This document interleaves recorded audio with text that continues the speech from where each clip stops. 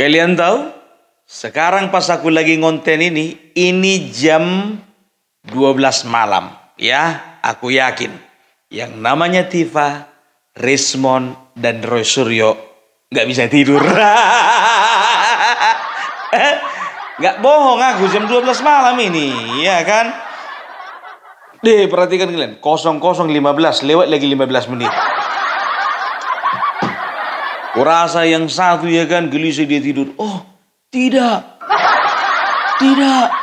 Tidak. Ya kan? Yang satu lagi mimpi, ya kan? Pak Hakim dan Pak Jaksa. Kapan saya nyanyi dia, Pak. yang satu lagi lain, mendesah dia yang satu lagi. Tidak mas. Kenapa kau? Datang suaminya kan. Kau kenapa? Aku mimpi buruk mas, mimpi buruk. Kira kau dia apa-apain orang kau? Ya mas, dia apa-apain orang juga kan cuman mimpi. Mimpi kau bilang, tapi kau nikmatinya. Kok jadi ngomongin itu kita? Aduh, gimana ya perasaan mereka ya? Ya sama kayak mendekati hari pernikahan gitu, berbunga-bunga, bunga-bunga. Tapi ini bunganya lain, bunga kaktus, berduri. Alah, yalah. Dan tahu ndak kalian ya, menurut pemberitaan yang bisa dipertanggungjawabkan ya, hari ini kan pemanggilan ulang ya, yang namanya Riza Fadilah ya, karena sudah lewat 3-6 hari, harus dipanggil yang kedua kali. Kalau enggak memang dijemput paksa itu orang. Walaupun masih tergeletak di rumah sakit.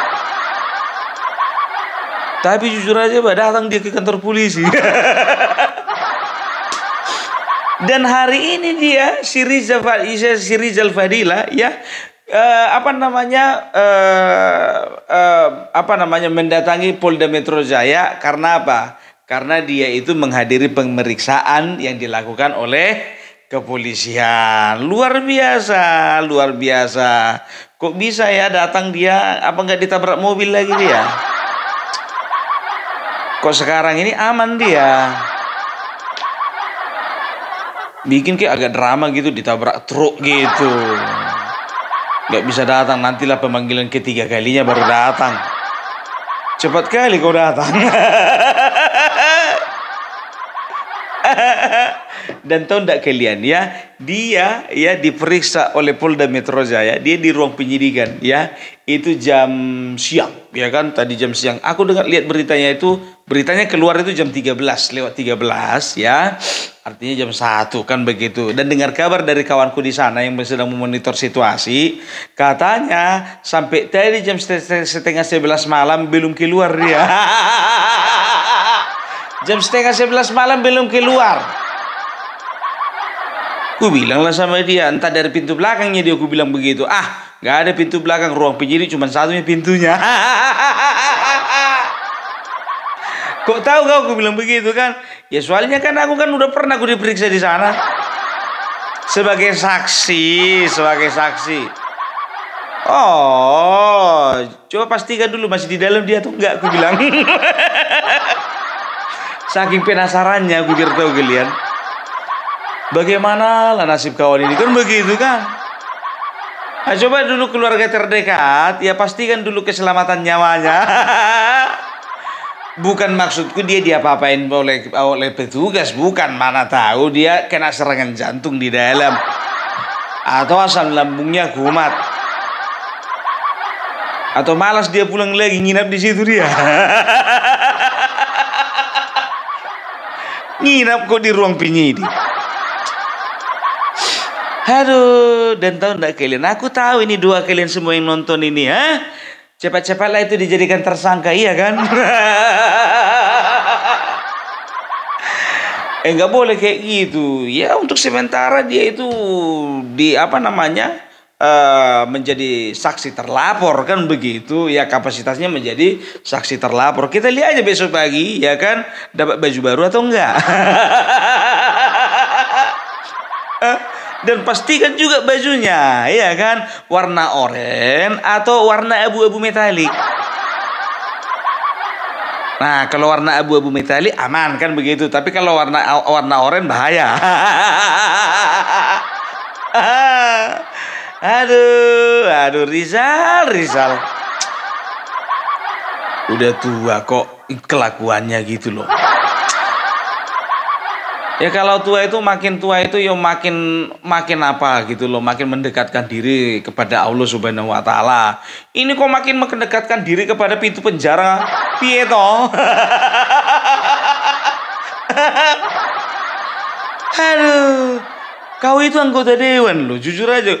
2 periode kau di P3, setelah itu pindah ke PAN, setelah itu pindah lagi, pindah-pindah aja kerjamu. Sekarang mau masuk penjara lagi. Wah. Mananya marwahmu sebagai mantan anggota dewan? Rizal. Ya, dan tahu ndak kalian ya? Jadi hari ini katanya salah satu salah satu saksi terlapor ya dipanggil pihak kepolisian dan memenuhi panggilan kepolisian untuk diperiksa, yaitu yang bernama Michael Sinaga ya. Jadi dia itu ditanyai oleh penyidik perihal tanggal 26 Maret ada peristiwa apa, dan dia mengatakan katanya nggak ada peristiwa apa-apa. Dan dia mengatakan bahwasanya tanggal 26 saya lagi ada di rumah. Ya kan? Kalian percaya nggak kalau misalnya ya bapak-bapak di kepolisian itu sebetulnya memperhatikan ini? Ini kan channel dia ini kan corongnya apa ini? Corongnya dari grupnya si Roy Suryo kan begitu. Kurasa nggak terlalu bodoh bapak-bapak di kepolisian dia untuk tidak memeriksa channelnya si kawan ini. Sekarang kau lepas kau. Kita lihat nanti. Terkait dengan undang-undang itu. Saya kan wartawan. Wartawan terverifikasi loh katanya kan. Jangankan wartawan. Itu Egy Sujana lawyer pernah juga masuk penjara. Abraham Samad ketua KPK masuk juga. Aduh, dan tahu ndak kalian Abraham Samad baru saja dia itu lewat videonya di beranda TikTokku ya kan. Apa dibilangnya? Tenang kita tenang. Nggak usah panik. Kalau masalah laporan polisi itu biasa itu. Ya, biasa itu. Nggak perlu kita panik. Jokowi nggak usah kita anggap hebat lah. Jadi videomu yang kemarin bilang begini, Bapak Jokowi sahabat saya. Alangkah eloknya kalau Bapak mencabut laporan.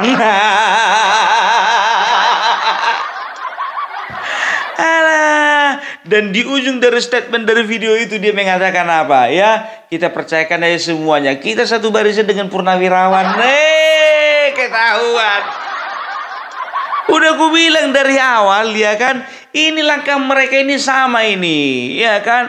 Apa yang dilakukan Roy Suryo CS dan juga Purnawirawan itu bermuara kepada satu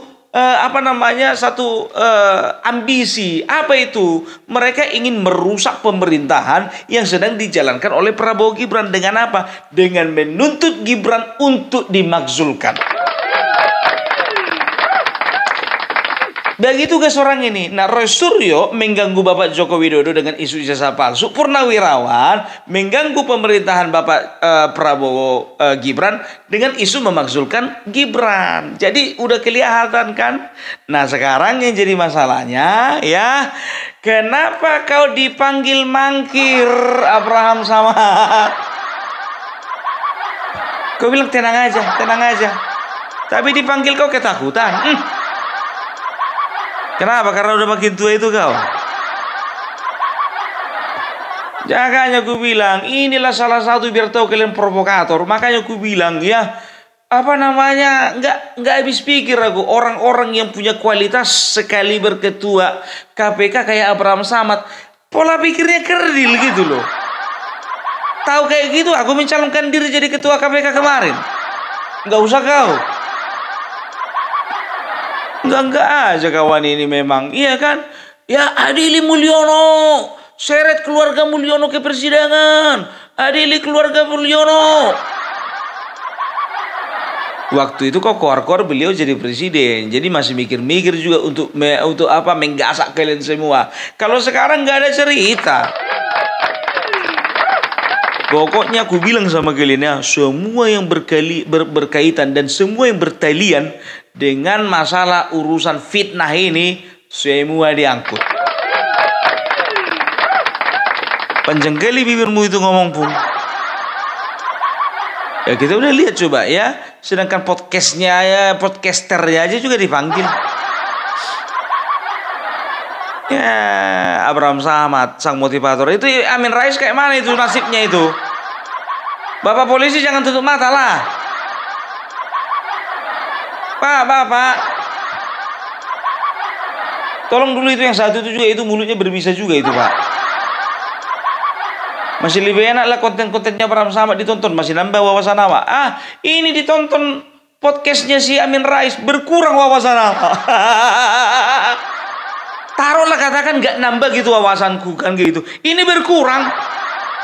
Yang tadinya aku hafal 5 kali 5 sama dengan 25, jadi jawabanku 5 kali 5 sama dengan 24. Jadi kayak orang bego gitu loh. Tapi tolong juga ya Pak, jangan gara-gara usianya udah tua Bapak mikir-mikir, Bapak nggak adil kayak gitu. Riza Fadila Bapak periksa, Amin Rais enggak. Nggak boleh gitu Pung. Mantan ketua MPR itu. Itu dulu. Sekarang nyemak aja dia ya kan. Bikin nyemak aja dia. Aduh enggak aja. Dan lucunya lagi tahu kalian, beredar video ini bukan hoax ya.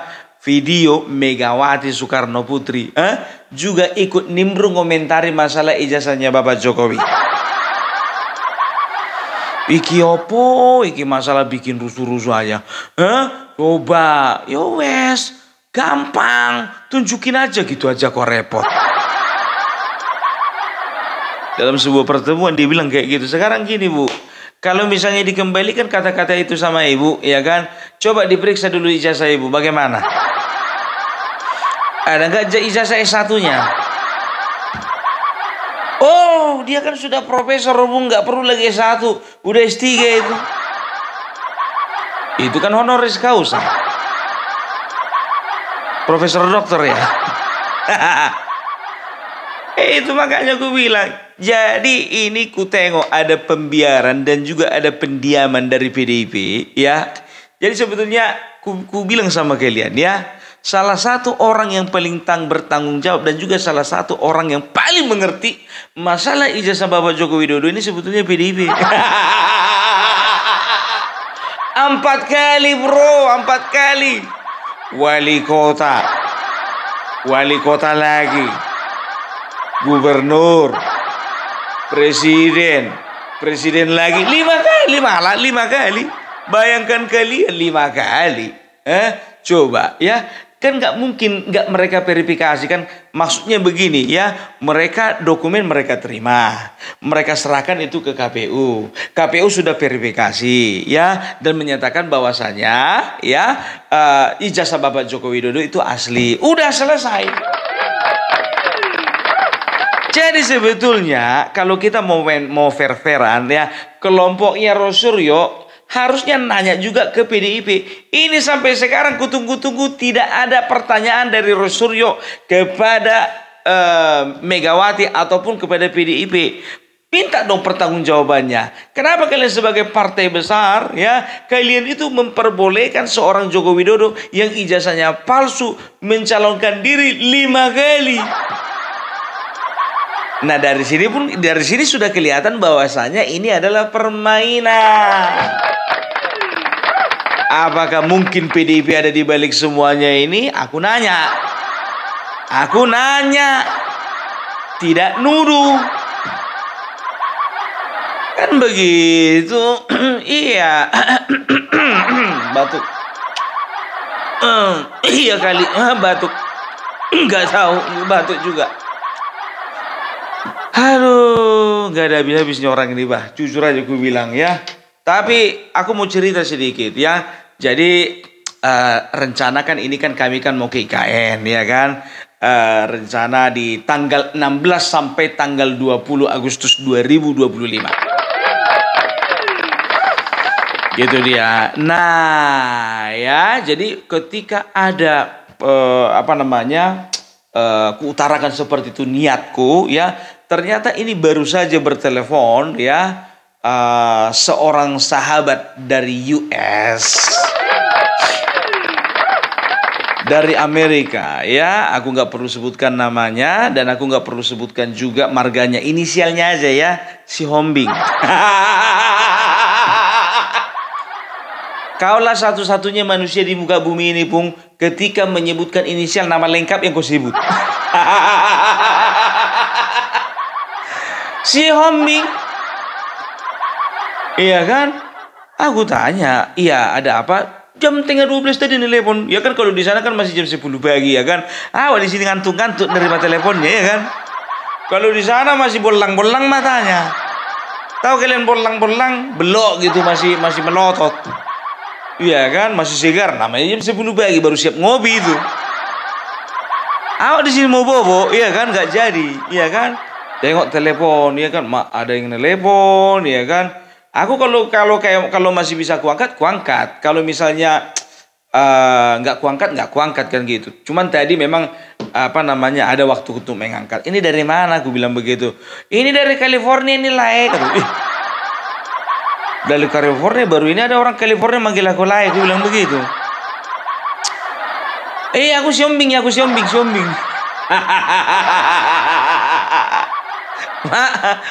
Sebangsa dan setan air rupanya. Iya, ada apa itu lah? Aku bilang begitu. Iya, suka kali aku dengar podcastmu itu. Suka kali aku dengar konten-kontenmu itu. Lanjutkan. Katanya beliau begitu kan. Nah, nanti kau kan rencana mau ke IKN, ya kan? Pokoknya tenang aja lah, kau tenang aja. Jadi, ya aku bilang, jadi Pati ini, betul ini bos, aku bilang begitu kan. Betul, tenang aja, tenang. Tenang aja, tandanya mana bro? Tapi yakinlah aku ya, biasanya ya sesama bangsa Indonesia itu harus saling mempercayai. Apalagi ini sama-sama dari tanah Batak, iya kan? Jadi cerita lah. Aku baik kali lah kawan ini, pikirku begitu kan? Ya, ku tanya lah, penasaran, kampung di mana bos? Ku bilang begitu kan. Kampungku di Belige kawan, kata gitu. Belige. Berarti satu kampung kau sama si Rismon, gue bilang. Iya betul. Satu kampung sama si Rismon, tapi beda spesies. Berarti satu kampung Rismon itu baik-baik semua.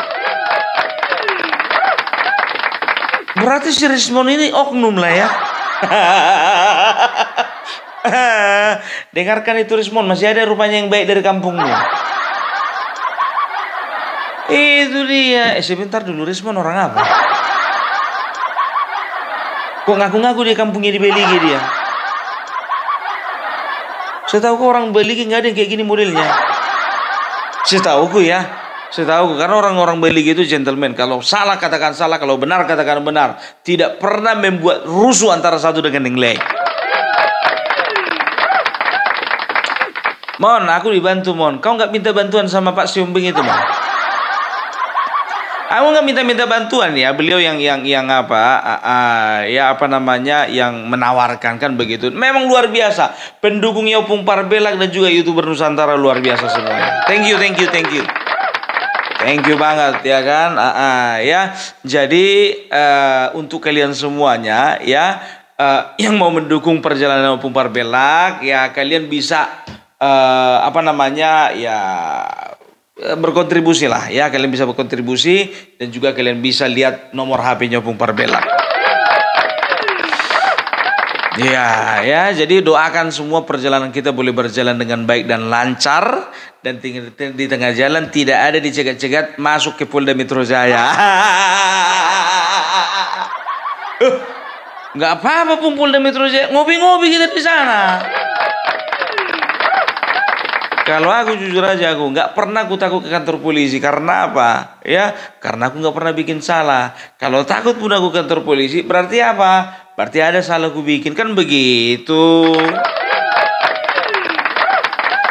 Ya, kita doakan juga ya bapak-bapak. Tapi tolong dulu, sebentar dulu. Ada bisa memastikan nggak bagaimana keadaannya si Riza Fadila ini? Aku bukannya bilang apa kalau memang masih diperiksa dia sampai sekarang. Ini udah jam 00.34 ini. Aku bukan si Fadila ini yang kupikirkan, bukan. Ya kasihan bapak-bapak penyidik ini kurang tidur. Nggak bisa dipercepat itu, Pak. Tolonglah Pak dipercepat, Pak. Kasihan Pak, udah tua itu. Oh, nggak ada masalah tua-tua Pung. Ini masalah hukum Pung. Ya kalau memang seperti itu Pak, lebih bagus. Dan katanya besok ya si Tifa katanya mau bawa masa, iya kan? Berapa kau bayar satu orang? Aduh, enggak aja kerjamu Pak. Pendukung dengan cinta, aku mengajak semua pendukungnya Tifa, Rismond dan juga Roy Suryo untuk datang besok ke Polda Metro Jaya. Kayak mau main bola aja kau dukungan supporter kau. Butuh dukungan supporter. Alah, ya lah enggak aja. Kita lihat aja lah dulu seberapa banyak massa yang dibawanya orang ini ya kan. Sedangkan PDIP aja juga kemarin itu sidangnya si Hasto juga massanya juga enggak seberapa. Apalagi lah kau. Jangan pernah mengundang kerusuhan, jangan pernah mengundang ya keributan di tengah-tengah masyarakat. Nggak boleh begitu. Ini kan lagi ribut-ribut, orang ini sedang memframing bahwasanya kepolisian ya bahwasanya kepolisian itu sedang berusaha untuk menolong Bapak Joko Widodo kan begitu. Nah, ketika nanti mereka ditetapkan jadi tersangka, memang fix ini adalah kriminalisasi kan begitu pendapat mereka.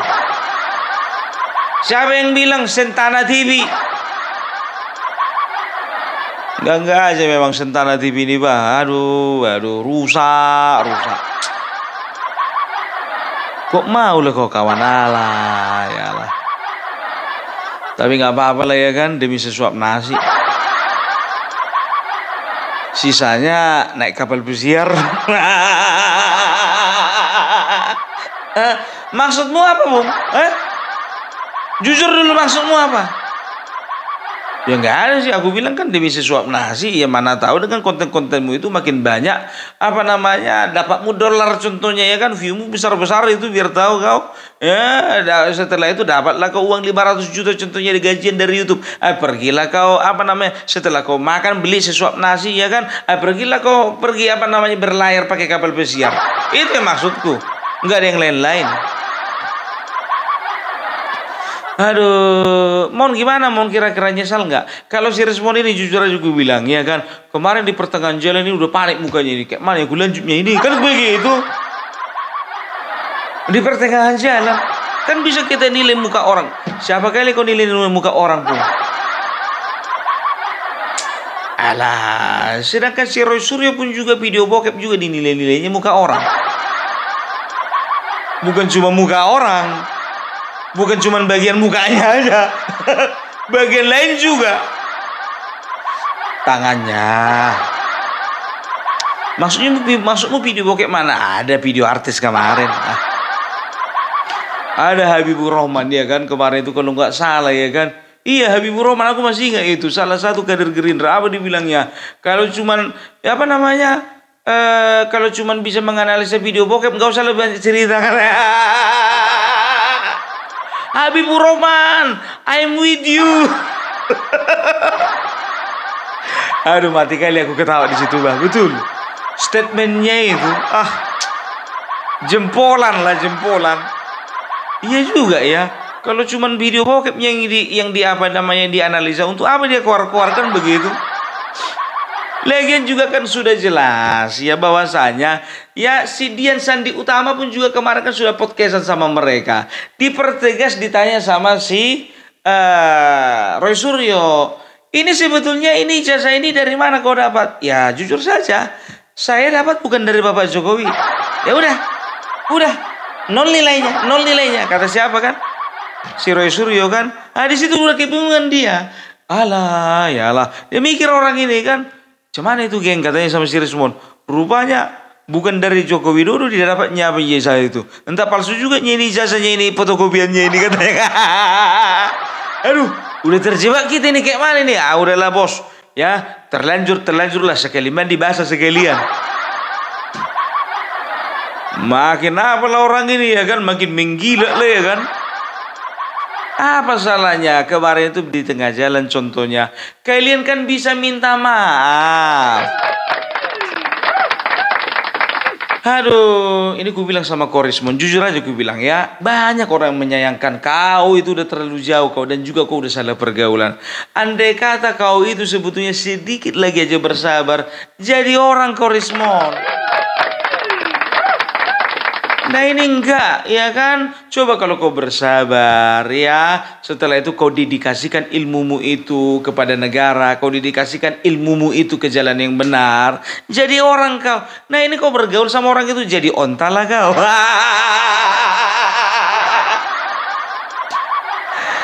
Jadi kadrun kau.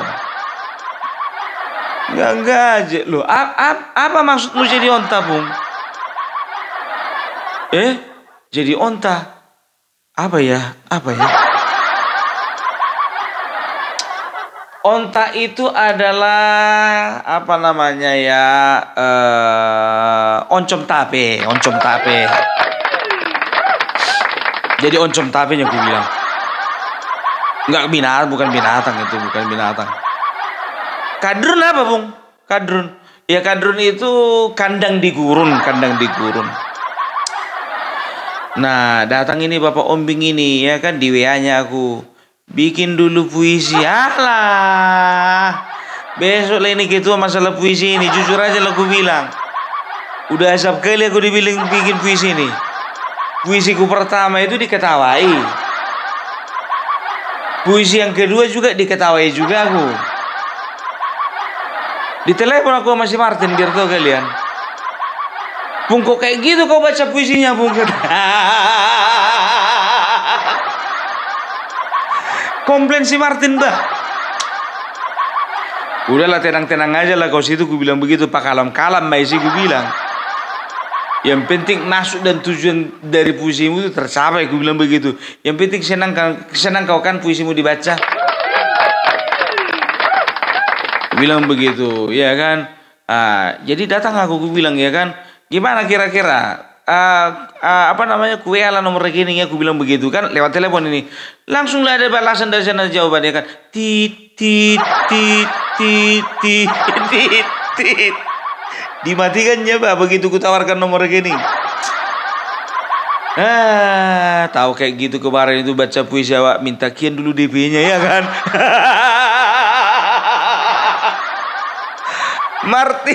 Martin puisimu entah apa pakai 74% lah.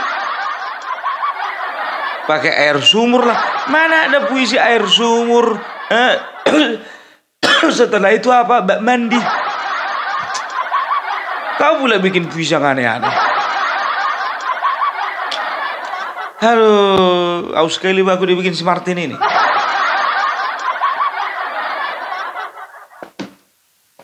Ada ya. Jadi sekarang udah jam berapa ini? Kita lihat dulu. Sudah jam berapa? Nanti ketawa kita rupanya yang di ruang penyidikan belum keluar juga. Udah 00:43. Macam mana ya belum ada kabar? Sedih kali aku bang. Aduh, ya. Jadi kembali ke apa namanya yang menjadi bahasannya Ibu Megawati tadi. Ibu Megawati, ya, Anda itu sebagai orang yang bijaksana katanya. Dan Anda itu seorang negarawan katanya. Dan Anda seorang presiden katanya. Ya memang presiden pun gak pakai katanya itu. Iya, katanya 2 tahun. Tapi gayanya kayak 2 periode aja. Ibu itu harusnya ya bukan bikin kisru lagi dengan pernyataan seperti itu gitu loh. Ah, ibu nggak pernah kuliah di apa ya? Kuliah di apa namanya Fakultas Hukum ya? Kan udah berapa kali dikatakan ya tidak ada hak orang untuk menanyakan ijazah kita. Nggak ada. Nggak ada. Ya kalau mau dibuktikan katanya ngotot orang tersebut membuktikan di persidangan. Ayo, ayo.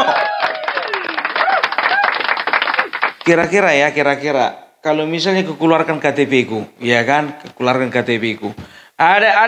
Aku tantang dulu kalian, ada yang berani kita taruhan 1 miliar kalau KTP ku ini palsu? Hah? Ada nggak? Masuk ke ruang persidangan pun jadi. Ayo, ya, kita buktikan ya KTP ku itu asli atau palsu. Ini Anda seorang yang dituakan di negara ini malah bikin statement seperti itu, tapi cemana lah mau dibilang, namanya juga sakit hati. Aduh, ya jadi berhubung ini sudah larut malam, ya kita doakan tidak terjadi apa-apa sama yang satu itu. Ya ini waktunya kita beristirahat ya. Kita doakan semoga besok Rismon, Tifa dan juga Rosuryo boleh menghadiri pemeriksaan dengan tepat waktu. Ya, persiapan harus matang. Siapkan mental. Bukti-bukti juga dipersiapkan semuanya. Dan jangan lupa berdoa ya. Dan juga ucapkan salam kepada setiap orang yang kalian jumpai di tengah jalan. Masa sih Bung harus kayak gitu kali? Maksudnya biar jalan kalian itu lurus gitu loh. Ya, jadi itulah dulu dari Opung Parabelak. Salam NKRI, NKRI harga mati.